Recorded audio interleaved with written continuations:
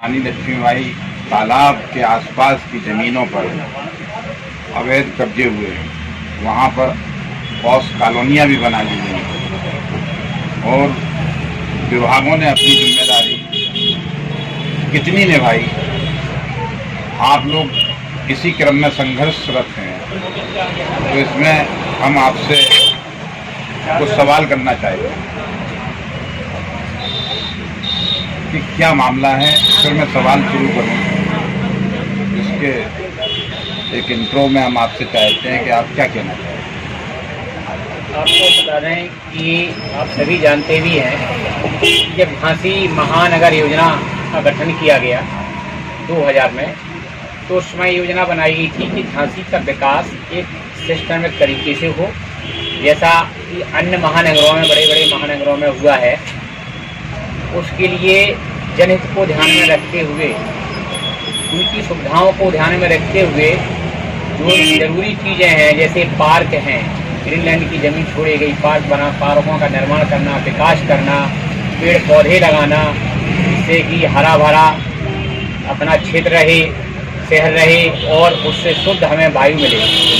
क्योंकि भारतीय संविधान में आर्टिकल 21 में जीने का अधिकार में उस आर्टिकल में बताया गया है, हवा, पानी या जो भी चीज़ें हैं मनुष्य जीवन से संबंधित, उसमें वो अधिकार प्रदान किए गए हैं।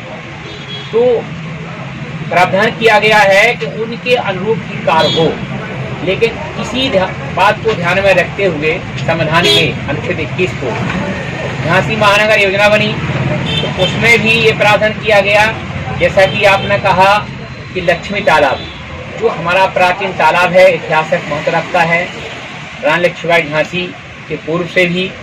और जब झांसी की रानी वीरांगना लक्ष्मीबाई जी यहाँ रानी बन के आई, तो वो भी वहाँ उन्होंने जो मंदिर स्थापित किया या जो बना हुआ था, वहाँ पूजा करना चाहती थी। विशाल तालाब है, झांसी की शान है ऐतिहासिक। उसका लगभग जो अभी कागजों के अनुसार 82 एकड़ के करीब उसका एरिया है। जब भी सर्वे हुआ तो पाया गया कि 76 एकड़ ही उसमें वो बचा है, बाकी पे कब्जा है।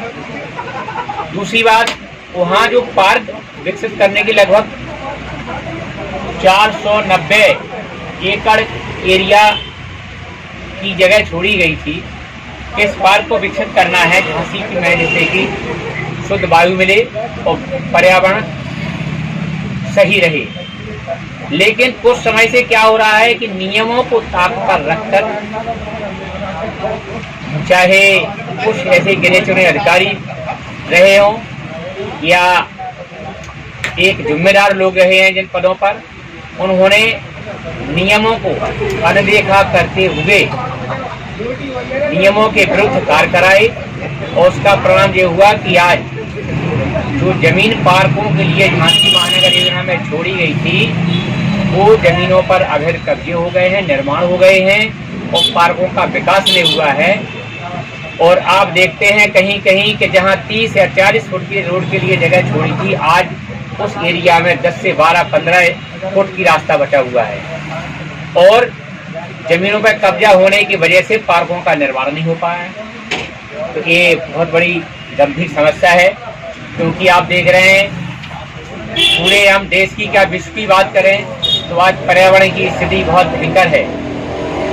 लाखों लोग प्रति वर्ष मारे जा रहे हैं। अभी कोरोना समय में पूरे देश ने नहीं, पूरे विश्व ने देखा है, भारत ने देखा है, झांसी ने भी झेला है कि ऑक्सीजन की कमी पाई गई और बेगुनाह लोगों ने, लाखों लोगों ने अपने जानों को गंवाया है। तो इन सभी बातों से हम लोगों ने सबक लिया है, लेकिन हमारे जो कुछ जिम्मेदार अधिकारी हैं सबक नहीं ले रहे हैं। तो हम लोगों ने मिलकर के एक अभियान चलाया, क्योंकि जब हमने आप मीडिया के माध्यम से देखा कि दिल्ली, पंजाब, हरियाणा में वहाँ की जो इंडेक्स की उसकी स्थिति है वायु की, तो उसकी आप देखते हैं 400-500 तक पहुँच गई है, लोग सांस नहीं ले पाते हैं। तो हमें भी बड़ा कष्ट हुआ कि हमारा झांसी जो बहुत ही सुंदर बुंदेलखंड का एकमात्र शहर है, ऐतिहासिक, और ये बुंदेलखंड का हृदय भी है, और जो पहले हमारे यहाँ इतनी भीड़ भाड़ नहीं थी, आज हजारों लाखों की संख्या में वाहन हो गए हैं, जिससे प्रदूषण निकल रहा है। और प्रदूषण के साथ साथ इतना प्रदूषण बढ़ रहा है कि आज हम लोग भी उस स्थिति पे पहुंचने जा रहे हैं जो दिल्ली की स्थिति या अन्य महानगरों की है। तो हमने पहले भी स्टेटमेंट दिया था, आंदोलन चलाया था, कहा था कि हम झांसी को दिल्ली और हरियाणा नहीं बनने देंगे प्रदूषण के मामले में। आंदोलन चलाया, अधिवक्ता बंधुओं के बीच में चलाया आंदोलन, जनहित में चलाया, और जो हमारे जनप्रतिनिधि हैं उनके बीच में गए हैं, पत्र दिए हमने, उन्होंने उनसे समर्थन मांगा, तो उन्होंने कई जनप्रतिनिधियों ने समर्थन पत्र दिए कि एक कार्य बहुत सराहनीय है और इस पर आप जो काम कर रहे हैं आप इस पर आगे बढ़िए, हम समर्थन करते हैं। तो हमें एक अच्छा उत्साह मिला, सपोर्ट मिला। और जब यहाँ हमने कंप्लेन की प्रदूषण विभाग से लेकर के पर्यावरण मंत्रालय से लेकर के, जब कोई सही दिशा में काम नहीं हुआ तो फिर हम सारे रिकॉर्ड के साथ न्यायालय जो बना है हमारा एनजीटी न्यायाधिकरण विभाग, हम वहाँ पहुँचे एनजीटी में याचिका दायर की। इसमें भास्कर जी आपने जो बात कही और जो रूपरेखा आपने रखी, प्रारंभिक रूपरेखा में आपने कहा देश में राजनीति के क्षेत्र में और सामाजिक क्षेत्र में बढ़ते हुए कदम की पार्टी को अगर माना जा रहा है तो आम आदमी पार्टी को माना। आम आदमी पार्टी के आप पदाधिकारी हैं और अभी हाल ही में जो संपन्न हुए विधानसभा के चुनाव में आप प्रत्याशी भी रहे। तो जैसा आपने कहा कि झांसी को दिल्ली और हरियाणा नहीं बनना, दिल्ली और हरियाणा में आम आदमी पार्टी की सरकार, आपने ये अच्छा कदम उठाया, समय से उठाया, लेकिन आपकी सरकार, आम आदमी पार्टी की सरकार, ये प्रश्न आपसे इसलिए किया जा रहा है कि आप उस पार्टी के अधिकृत प्रत्याशी थे और आप प्रधानमंत्री। तो दिल्ली में ये काम जो आप कह रहे हैं पर्यावरण के संरक्षण को लेकर, दिल्ली और हरियाणा भी कहे तो पंजाब के, वहाँ तो आपकी सरकार इस तरह के कदम नहीं उठा पा रही है। मैं आपको बता दूं, देखिए कदम बहुत उठाए जा रहे हैं और उसका असर भी हुआ है, लेकिन जब क्या होता है, जब पराली जनती है क्षेत्र के में हरियाणा पंजाब में, तो जो प्रदूषण होता है उसकी वजह से वहाँ की स्थिति बिगड़ती है। तो हमारी सरकार ने इस पर निश्चित कदम उठाया है और आप जानकारी भी कर सकते हैं, काफी हद तक उस पर कंट्रोल हुआ है। आप पुख्ता बात नहीं कह पा रहे। पराली को तो सरकार ने वापस ले लिया, इसी पर तो कितना बड़ा किसान आंदोलन हुआ जिसे आम आदमी पार्टी सपोर्ट कर रही थी।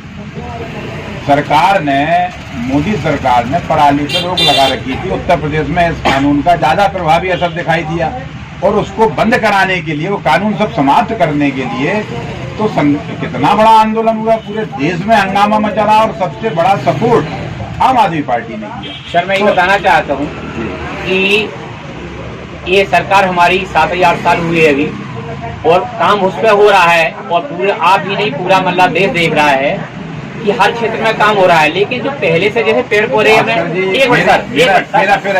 केवल बिंदु आपने पूरी बात कही, मैंने आपके ही सवालों का, आपके जवाब में आपकी प्रस्तावना, आपके रूपरेखा से ही मैंने सवाल निकाला है कि आपकी सरकार दिल्ली में है और पंजाब में भी बन गई और सबसे ज्यादा कृषि और ये जो पराली की बात है वो वहीं पे है।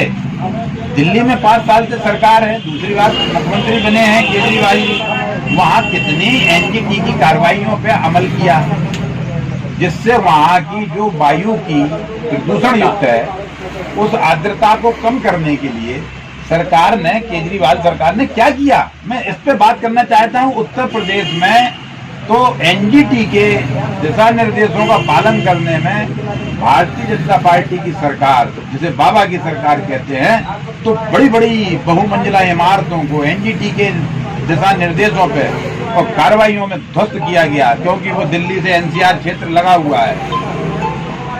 आपके दिल्ली में कितना हुआ, मैं इससे इसलिए पूछना चाहता हूं। मैं अगला सवाल करूंगा नरेंद्र जी से जो झांसी के महानगर की सुंदरता और यहाँ के पर्यावरण को संरक्षण को लेकर कर रहे हैं, उसमें आपकी टीम लगी हुई है। मेरा सवाल केवल आपके ही रूपरेखा से निकला है कि आप सिर्फ हमें ये जवाब दीजिए कि आपने दिल्ली में और पंजाब में, जबकि सरकार वही कर रही थी, एनजीटी के नियमों को संरक्षित और मेंटेन करने के लिए ये सब उनने कानून बनाए थे कृषि वाले, उसमें एक था पराली का मामला।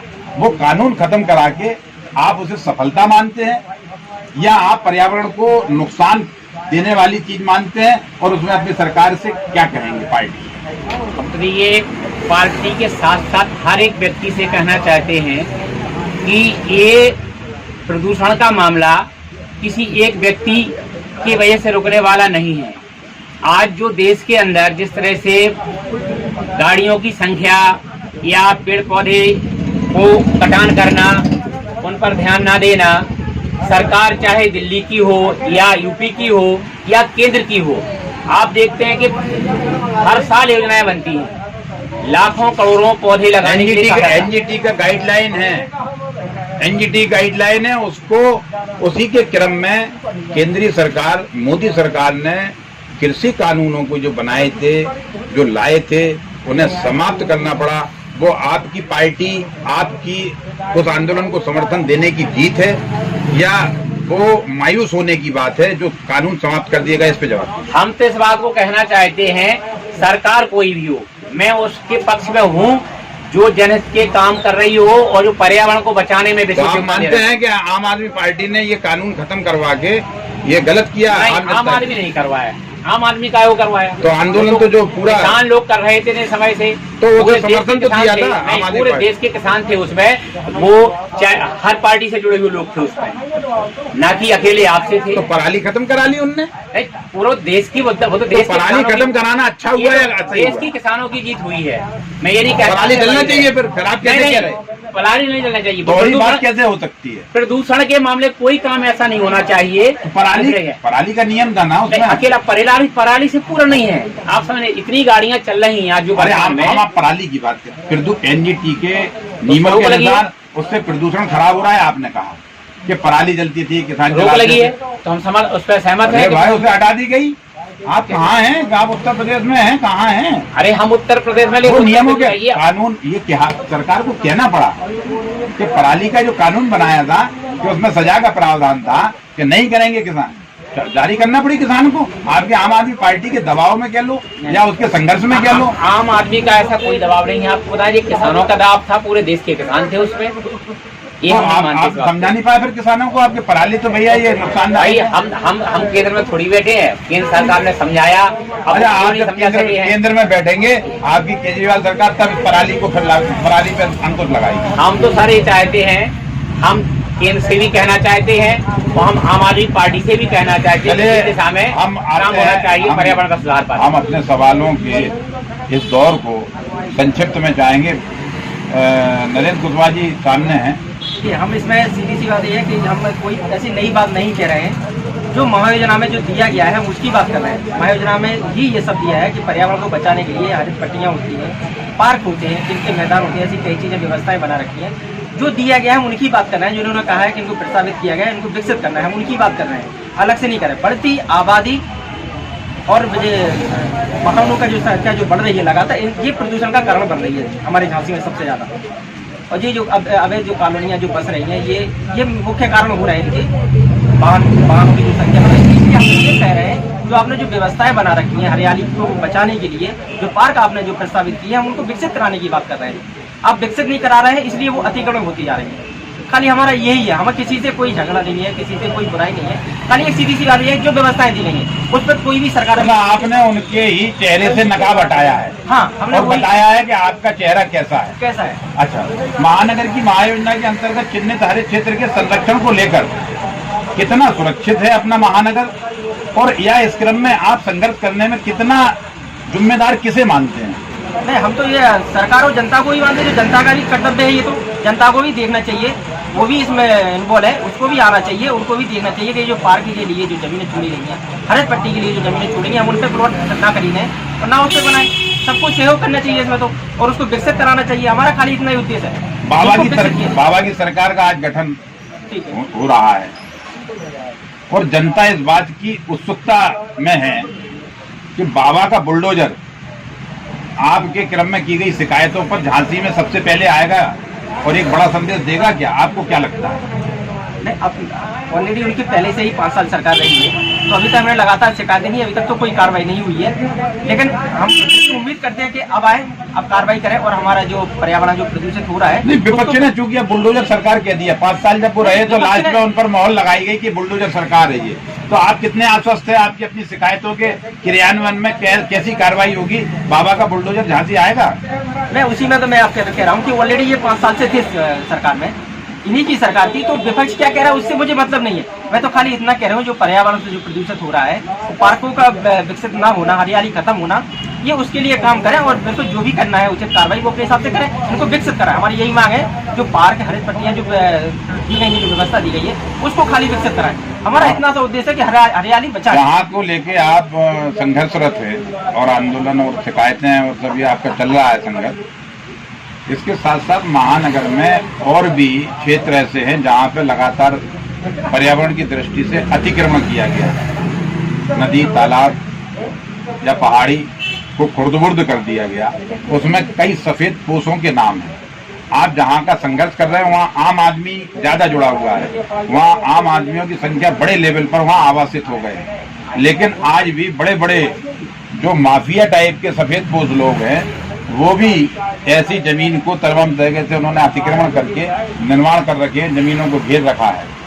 उस पर आप क्या कहना चाहेंगे? नहीं, देखिए, वही हमने जैसा एनजीटी में ये सारा मामला हमने डाला है, तालाबों का भी है, नदियों का भी, उसमें सारी चीज़ें हैं, उसमें गाइडलाइन दी है ऑलरेडी एनजीटी ने, वो कार्रवाई वहाँ से कर रही है। जो नियम के अनुसार जो कानूनन जो कार्रवाई हो रही है, हम उसी पे ध्यान दे रहे हैं, उसी पे हम कार्रवाई करवा रहे हैं। माफिया और लोग भी हैं, आपका भी तो इसमें चिन्हित नहीं है ना? बिल्कुल, जो एनजीटी ने वहाँ से जो गाइडलाइन दी उसकी तो कार्रवाई करेंगे। उन्होंने रिपोर्ट जो और क्षेत्रों में भी जो कार्रवाई मतलब जो अतिक्रमण किए हैं लोग, वहाँ पर भी आप शिकायतें और ये सब करेंगे? मतलब आप निष्पक्ष चाहते हैं कि महानगर हमारा? हमारी जो शिकायत है वो हमारे खाली एक पार्क की नहीं है। हम लोग ने जो शिकायत की है, झांसी महायोजना में जितने भी पार्क है, जितनी भी हरित पट्टियाँ है, जितनी भी जो भी चीजें, ये व्यवस्था जो बनाई गई है पर्यावरण के लिए, पूरा किया हमने एनजीटी में पूरा मामला डाला है। अब एनजीटी ने जो आख्या जो मंगाई है उस पर वो कार्रवाई करेंगे।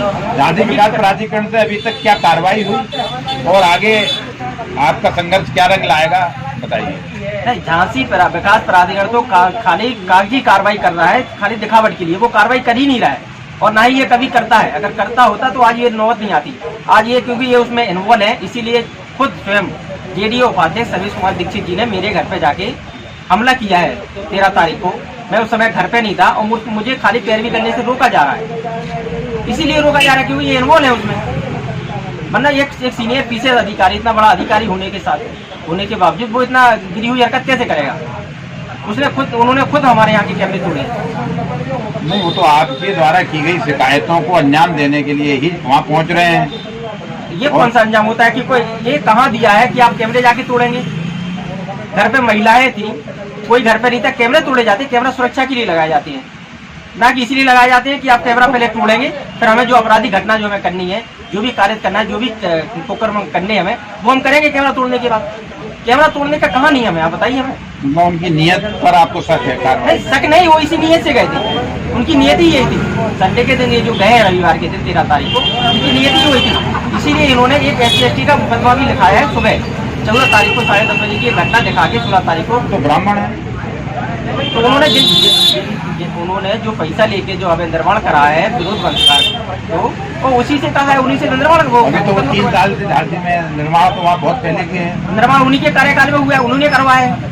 अभी 2020 में तो नोटिस काटा गया था उनका। अभी उन्होंने प्लॉट खरीदा है बंसकान में, अभी प्लॉट खरीदा है, अभी खरीदा है। मतलब आप मानते हैं कि कहीं ना कहीं राज्य विकास प्राधिकरण की शिथिल कार्रवाइयों से ये सब अवैध करते हुए?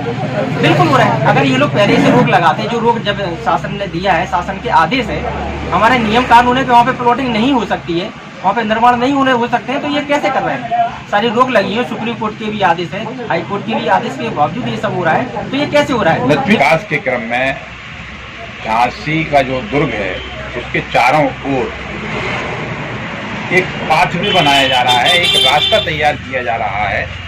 जो दर्शक वहाँ जो पर्यटक आते हैं वो किले को बाहरी स्वरूप को भी चारों तरफ से देख सकें। इस दृष्टि से इस कार्य को आप क्या मानते हैं?